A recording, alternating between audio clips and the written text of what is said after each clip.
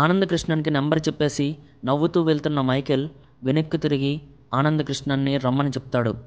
అప్పటికే ఆ నెంబర్కి కాల్ చేసిన ఆనంద్ కృష్ణన్ కాల్ కట్ చేసేసి మైకేల్ వైపు నడుచుకుంటూ వెళ్తాడు. ఇంతలో ఏదో గుర్తుకు వచ్చి ఒక్కసారిగా ఆగి భరత్చంద్ర దగ్గరికి వెళ్తాడు. అలా వెళ్ళిన తను భరత్చంద్రకి థ్యాంక్స్ చెప్తూ, అలాగే మైకేల్ టీంలో శశిమోహన్, బన్వర్లాల్తో పాటు మిగిలిన వాళ్ళకు కూడా థ్యాంక్స్ చెప్తాడు.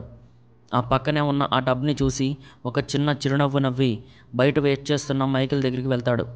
వెళ్ళి ఇలా అడుగుతాడు, ఆ ఫోన్ నెంబర్ ఎవరిది? ఆ నెంబర్ని నేను ఏమని సేవ్ చేసుకోవాలి అని అడుగుతాడు. ఆ వ్యక్తిని డైరెక్ట్గా మీట్ అయ్యాక సేవ్ చేసుకోవచ్చు, పద వెళ్దాం అంటాడు మైకేల్. ఆనంద్ కృష్ణన్కి ఏం అర్థం కాదు.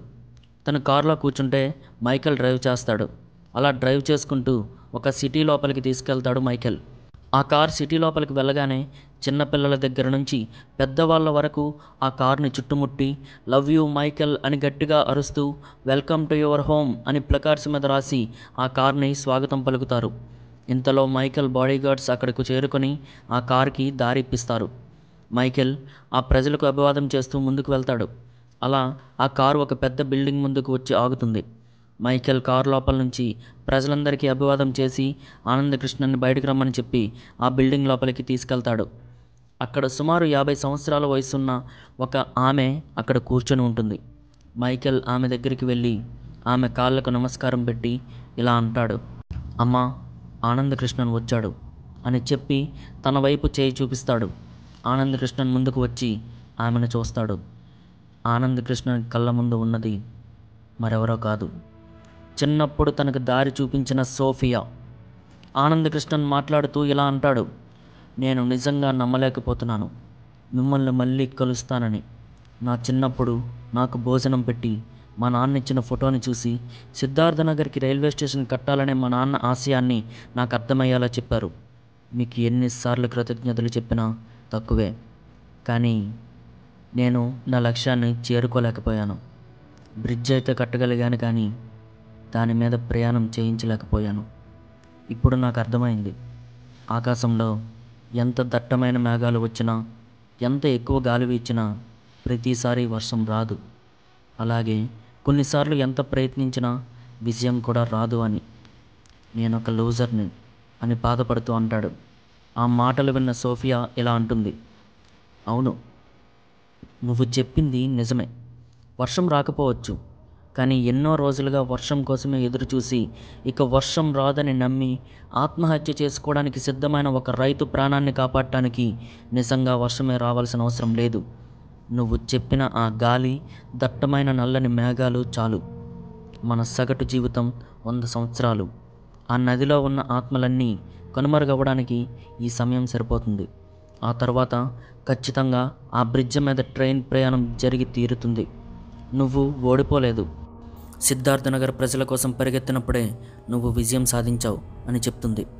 మైకేల్ ముందుకు వచ్చి, ఆనంద్ కృష్ణన్, నీకు ఇంకో నిజం కూడా తెలియాలి.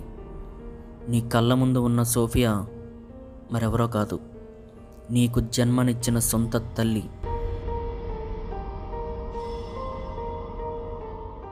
అవును, నువ్విన్నది నిజమే. కొన్ని సంవత్సరాల క్రితం మీ నాన్న అలాగే సోఫియా సిద్ధార్థనగర్లో ప్రేమించుకొని వివాహం చేసుకున్నారు. మీ నాన్న స్నేహితుడైన కృష్ణప్రకాష్ వీళ్ళిద్దరికీ సహాయం చేసేవాడు. కానీ ఒకరోజు కృష్ణప్రకాష్ భార్యకి ప్రసవ సమయంలో వచ్చే నొప్పిని భరించలేకపోవడంతో అత్యవసరంగా ఆమెను సిద్ధార్థనగర్ నుంచి 20 కిలోమీటర్ల దూరంలో నదికి అటువైపు ఉన్న రవీంద్రనగర్ హాస్పిటల్కి తీసుకెళ్లాల్సి వచ్చింది. అప్పుడు మీ అమ్మ, మీ నాన్న అలాగే కృష్ణప్రకాష్ తన 2 పిల్లలతో కలిసి మీ నాన్న పడవలో ప్రయాణం మొదలుపెట్టారు. కానీ వీళ్ళు హాస్పిటల్కి చేరుకునేసరికి ఆమె ప్రాణాలు కోల్పోయింది. ఆమెతో పాటు ఆమె గర్భంలో ఉన్న శిశువు కూడా మరణించింది. అప్పటికే మెల్లగా చీకటి పడుతుండటంతో వాళ్ళు ఆమె శవాన్ని మీ నాన్న పడవలో వేసి తిరిగి సిద్ధార్థనగర్కి బయలుదేరుతారు. కానీ వాళ్ళ మార్గ మధ్యలో వాతావరణం ఒక్కసారిగా మారిపోతుంది. వర్షం నెమ్మదిగా ఎక్కువైంది, గాలి వేగం కూడా పెరుగుతుంది. అది చూసిన మీ నాన్నకి ఆమె శవాన్ని తీసుకొని ఆ పడవలో ప్రయాణం చేయడం అంత మంచిది కాదు అనిపించింది. ఈ వర్షం తీవ్ర తుఫానుగా మారకముందే వాళ్ళు ఆ నదిని దాటాలి. కానీ వాళ్ళు ఆ నదిని దాటాలంటే ఆమె శవాన్ని ఆ నదిలో విడిచిపెట్టాలి. ఆ విషయం కృష్ణప్రకాష్కి అలాగే మీ అమ్మకి చెప్పారు. కానీ మీ అమ్మ దానికి ఒప్పుకోలేదు. కృష్ణప్రకాష్ తన పిల్లల్ని కాపాడుకోవడమే కాకుండా తనకి సహాయం చేసిన వాళ్ళ ఇద్దరికీ కూడా ఏమీ కాకూడదని తను కూడా తన భార్య శవాన్ని ఆ నదిలో విడిచిపెట్టడానికి ఒప్పుకుంటాడు. సోఫియా ఎంత చెప్పినా మీ నాన్న మరియు కృష్ణప్రకాష్ వినలేదు. అప్పటి వరకు మీ నాన్న మీద ఎంతో ప్రేమగా ఉన్న మీ అమ్మ ఒక్కసారిగా ద్వేషం పెంచుకుంది. వాళ్ళు ఇంటికి వచ్చిన వెంటనే మీ నాన్నతో గొడవపడి మీ ఇంటి నుంచి వెళ్ళిపోయి సిద్ధార్థనగర్కి కొంచెం దూరంలో ఉన్న వేరే ఊరిలో నివాసం ఉండింది. కానీ అక్కడికి కొన్ని సంవత్సరాల తర్వాత నువ్వు మీ నాన్నని కోల్పోయి మీ అమ్మకి దగ్గరయ్యావు. నువ్వు ఆ రోజు ఈ విషయం చెప్పగానే ఒకవైపు నిన్ను చూసిందనే ఆనందం, ఇంకోవైపు మీ నాన్నని కోల్పోయిందనే బాధ. ఆ రోజు నువ్వు చూపించిన ఆ ఫోటో మీ నాన్న మీ అమ్మకి చెప్పిన నిర్ణయం సిద్ధార్థనగర్కి బ్రిడ్జ్ నిర్మించాలని. ఆ విషయమే నీకు చెప్పింది. ఆ తర్వాత రోజు నిద్రలేచి చూసేసరికి నువ్వెక్కడా కనిపించలేదు. ఆ క్షణం ఆమె చాలా బాధపడింది. కానీ కొన్ని రోజులకి నీ వలనే ట్రైన్ యాక్సిడెంట్ జరిగిందని టీవీలో వచ్చింది. అప్పుడు నేను ఎయిర్పోర్ట్లో ఉన్నాను. నా ఎదురుగా చాలామంది ఆ న్యూస్ చూస్తున్నారు. అందరి కళ్ళల్లో కోపం కనిపించింది. కానీ ఒక్క మీ అమ్మ కళ్ళల్లో మాత్రమే బాధ కనిపించింది. అది గమనించి ఆమెతో మాట్లాడిన నాకు జరిగిందంతా చెప్పింది. అప్పుడే ఆమెను ఇక్కడికి తీసుకొచ్చి ఆమెకు మాట ఇచ్చాను.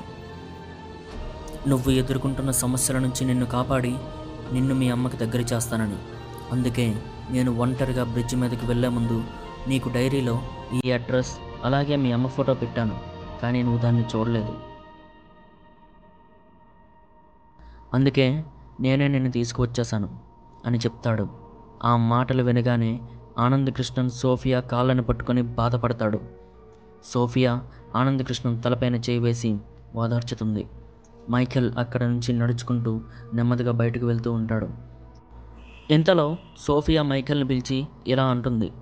మైఖేల్, భూమికి చంద్రుడు ఎలాగో మార్స్ గ్రహానికి మన ఫోబోస్ కూడా అలాగే. కాబట్టి భూమి మీద ఏలియన్స్ ఉంటారు. వాళ్ళని మనుషులని పిలుస్తారు. వాళ్ళు దేవుణ్ణి నమ్ముతారని ఒక పుస్తకంలో చదివాను. నువ్వు తిరిగి వచ్చినప్పుడు ఏమైనా తీసుకురా, పర్వాలేదు. కానీ ఆ దేవుణ్ణి మాత్రం తీసుకురావద్దు. ఎందుకంటే కనిపించని దేవుడి పేరు చెప్పి మన గ్రహం మీద మనమే అల్లర్లు సృష్టించుకోవడం కంటే మా కళ్ళ ముందు కనిపిస్తూ మా కష్టాలను తీర్చి ఒక మంచి ఆలోచనతో ముందుకు వెళ్తున్నా నువ్వే మాకు నిజమైన దేవుడివి. అది మాకు చాలు అని సోఫియా చెప్తుంది. అది విన్న తర్వాత మైఖేల్ బయటకు నడుచుకుంటూ వచ్చి తన కారులో డ్రైవ్ చేసుకుంటూ వెళ్తాడు. నెమ్మదిగా సూర్యాస్తమయం అవుతూ ఉంటుంది. అలా వెళ్తున్న తనకి టీవీలో కనిపించిన 16 కిలోమీటర్స్ బోర్డు కనిపిస్తుంది. తను ఆ బోర్డుని దాటి వెళ్ళి నది మీద ఆనంద్ కృష్ణ నిర్మించిన రైల్వే బ్రిడ్జ్ దగ్గరికి చేరుకుంటాడు. అక్కడ తను కారు దిగిన వెంటనే దూరంగా మట్టిలో ఒక బోర్డు కనిపిస్తుంది. కానీ దాని మీద ఏం రాసిందో మైఖేల్కి సరిగా అర్థం కాదు. తను వెంటనే ఆ మట్టిని మొత్తాన్ని క్లీన్ చేస్తాడు.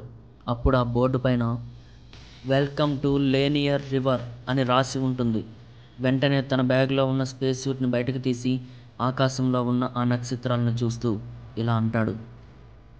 My dear earth, we are coming from Mars satellite Phobos అని అంటాడు.